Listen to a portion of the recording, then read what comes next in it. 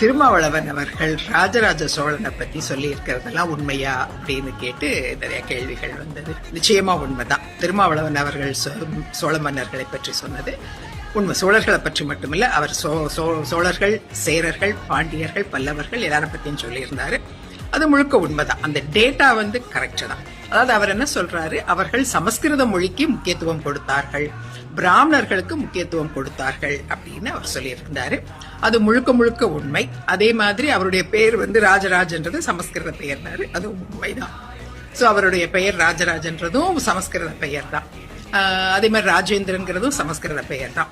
இதற்கு இன்னொரு வழக்கமான நம்ம மிக்சிங் மன்னன் விளக்கம் சொல்றேன்னு இல்ல, அது அருள்மொழிவர்மன், அவர் பேரு அருண்மொழிவர்மன் அப்படின்ட்டு மதுராந்தகன் அப்படின்னு பேர் சொன்னார் ராஜேந்திரனுக்கும். அது தமிழ் பெயர் அப்படின்னு. அது வழக்கம் போல இவர் விடுற ஒரு டுபாக்கூர் தான். ஏன்னா அருண்மொழி அப்படிங்கிறது அவருடைய பெயரு. அருண்மொழி அப்படிங்கிறது அருண் அப்படிங்கிறதேமோ அது ஒரு சமஸ்கிருத சொல் தான். அது சூரியன் அல்லது விடியல், அது அதிகாலை சூரியன் வர்றதையும் இல்ல அந்த அதிகாலை விடியல் அப்படிங்கறதையும் குறிக்கக்கூடியது. அதே மாதிரி மதுராந்தகம் அப்படிங்கறதும், அந்தகன் அப்படின்னா டெஸ்ட்ராயர், அதாவது அழிக்கிறவர் அப்படின்னு அர்த்தம். குருடர் அல்லது அழிக்கிறவர் அப்படின்னு சனி பகவானையும் கூட குறிக்கக்கூடிய சொல் தான் அது.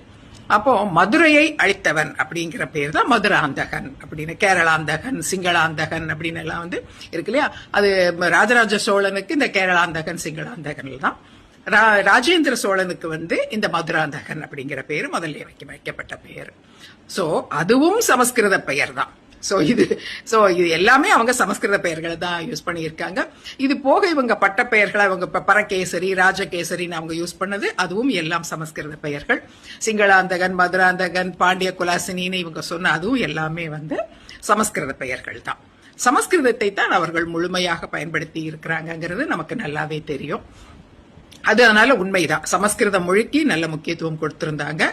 இது சோழர்கள் காலத்துல மட்டுமில்ல, இது எல்லாருக்கும் பொருந்தும். சோழர்கள், சேரர்கள், பாண்டியர்கள், பல்லவர்கள் எல்லோருமே சமஸ்கிருத மொழிக்கு முக்கியத்துவம் கொடுத்திருந்தாங்க. சமஸ்கிருதம் இவங்க எழுதுற எல்லா இதுலயுமே, அது கல்வெட்டுகளா இருக்கட்டும், செப்பேடுகளாகட்டும் இருக்கட்டும், ஒரு முக்கியமான பகுதியை அதாவது முதல்ல கொடுக்க அந்த மெய்கீர்த்தி அல்லது அவர்களுடைய வரலாற்றை அவர்கள் பேசுறது, அவர்களுடைய வாரிசுகளுக்கு கடத்த விரும்புகிற சில முக்கியமான தகவல்கள், இதெல்லாம் சமஸ்கிருதத்துல தான் சொல்லப்பட்டிருக்கு. மற்றபடிக்கு பாமர மக்களுக்கு சொல்ல வேண்டிய தகவல்கள் மட்டும்தான் தமிழ்ல முழுமையா இருக்குதுங்கிறத நம்ம பாக்குறோம். இந்த இது இப்படி வச்சுக்கலாம். பாமர மக்களுடைய மொழியா தமிழும், இந்த எலைட்டிஸ்டுடைய லாங்குவேஜா சமஸ்கிருதமும் இருந்தது அப்படிங்கிறது தான் அது உண்மைன்னு நமக்கு தெரியும்.